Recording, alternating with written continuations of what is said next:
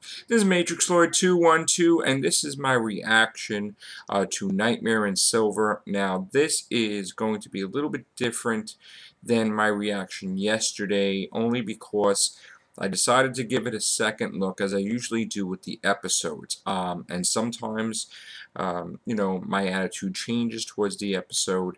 But I do gotta say that I am going to stick with my grading of 8 out of 10. I did like the episode. I do feel that it wasn't a 10. I couldn't give it a 10 that I thought I was going to give. It was in no way, shape, or form the doctor's wife. There was some things wrong with the episode that dropped the rating, and then there was a few things in there that raised the rating. Okay, the one big factor and it was very little, that kind of moved up the rating a little bit, is that Neil Gaiman has a habit of revealing massive, massive things about Doctor Who that you really don't expect. And in this episode, he basically puts to rest if the Doctor is half human and half Gallifreyan.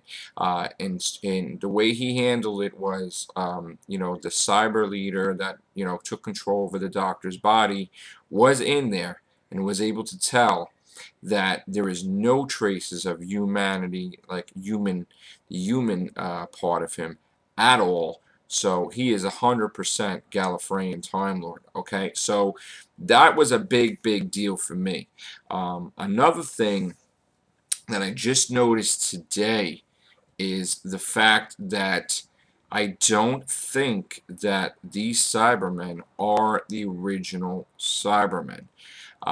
For some reason, to me, it feels like they are still the alternate reality Cybermen.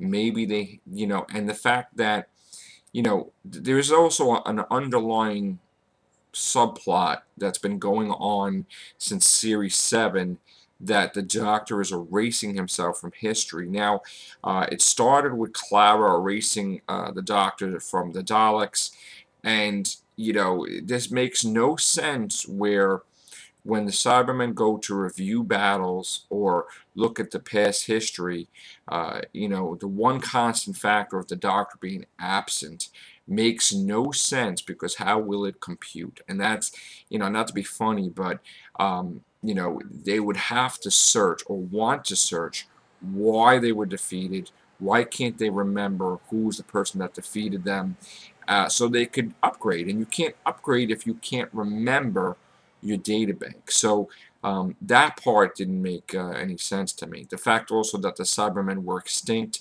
There were 3 left. There was Cybermites, not Mats, but all of a sudden, out of the blue, 3 million Cybermen are created from what? Okay, now they said that the planet was purchased.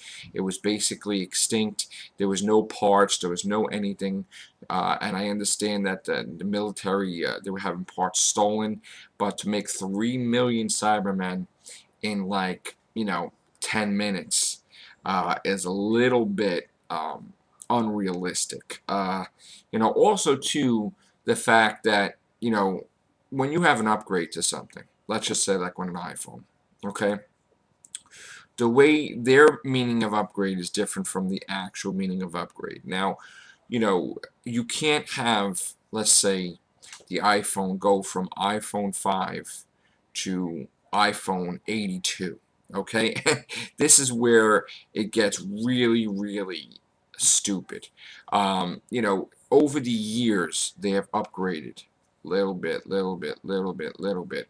You can't jump like instantly to like the 100th power, and have this new Cyberman do crazy things like, speeding around. While I thought that part was really awesome, it doesn't make sense how, it will speed, and then why didn't they all 3 million Cybermen speed? Like, why are they walking slow? It was a kid's kind of an episode, like a Sarah Jane Smith Adventures, I would say. And I see why he put the kids in there, to make it like, a thing. and the battle between the Doctor and the Cyber, I took some notes. I mean, the one thing, a few notes I took, and from a few notes that I got, I didn't like it with the crappy sets that they had. It's like a sound stage. I mean, they really didn't spend money on that stuff. It was on a sound stage. Even the beginning was like a fake moon thing. It was terrible. Um, Warwick Davis was 100% awesomeness. I thought that it was great that he was the Emperor. I want to see more of him. The Cyber Rat and the Cyber Planet and all this nonsense about that, no mention whatsoever to the original Cybermen at all, which leads me to believe that they're not the same Cybermen. Now, this would lead into a massive, I think, story arc for Series 8, where it's possible that the Cybermen are at war with themselves. Okay? It could be the alternate reality Cybermen, like I've said for years, are at war with the original Cybermen, or maybe the original Cybermen are just not here, or they're extinct, but I don't really feel like they represent the past. I'm not crazy about the Iron Man type Cyberman. While the face looks cool, at first I was really offended that you go from deleted to upgraded, and then I didn't like the voice, but now I kind of do. So, it's going to be, the thing was I was criticized on the last, the Real Hoovians cast because, like say with the Journey to the Center of TARDIS, I was criticized for my negativity, they say, which wasn't negative. I just didn't like the episode. In this case, I was criticized because I was being too positive, like because I guess I put Neil Gaiman on a pedestal, and it was like kind of favoritism.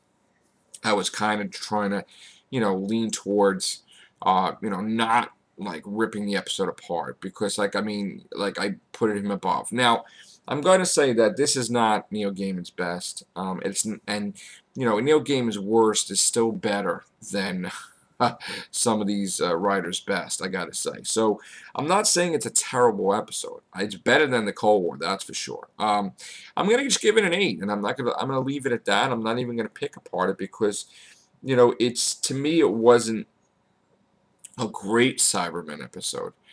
It was different than the Cybermen, and if I were to pick it apart, I would say that, it's like, why don't you just create a new race? Because, the Cyber Rats, the Cyber Planet, all this stuff just doesn't seem to me like classic Cybermen. It seems to me like this is the alternate reality Cybermen, you go from having, it was all over the place, really. Okay, so, but I'll give it an 8. I'll give it an 8. And then let's move on to, the Name of the Doctor, which, you know what, the American trailer is better, I gotta say. I gotta say, I looked at the trailer, I don't know how many times. It is cool seeing Richard E. Grant return as a great intelligence. But I'm going to make a series of videos and podcasts because, Real Hoovians cast, because I don't like the overall message that was displayed with the trailer for Series 7 Part 2 was about Clara. And you know what? Series 7 Part 2, while they were talking about they're going to solve the mystery, her mystery really wasn't touched on. It was just proven she's ordinary and regular. And, in some cases, they dumb her down and make her, like a regular or crappy companion. So, we're going to talk about this on the Rehovians cast, especially Monday.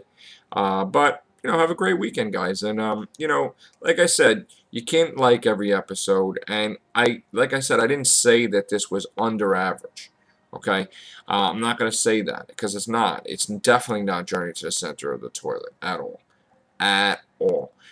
It's definitely not Cold War. I mean, Cold War was above. Like I rated it, but still, this was, what it is, us waiting so long when they split the series and we hear about these episodes, and just imagine almost like a year or more we're waiting for this episode, and they hype the crap out of it. Not us. They hype it because, they got to talk about something while there's no Doctor Who on for like 10 months, 11 months, whatever.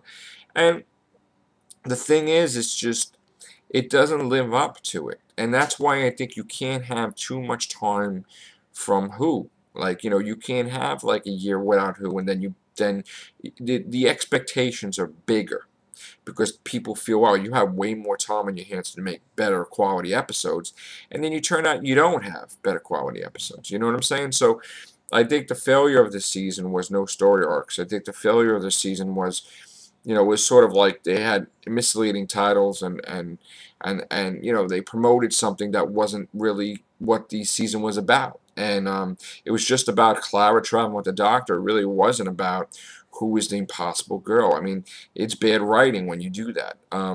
They really didn't focus on Clara. With the exception of Rings of Akatan, they show her birth and everything, but there was nothing. I mean, that was the thing. It wasn't about they had to, but they promoted it that way. They promoted it that this whole season we're going to try to find out about Clara, and it isn't. It's like 2 episodes, the beginning, the end, and maybe one in the middle, but that was it. So I don't like false advertising, and I do feel that they just basically lied to us with the promoting these trailers, making it into something it's not.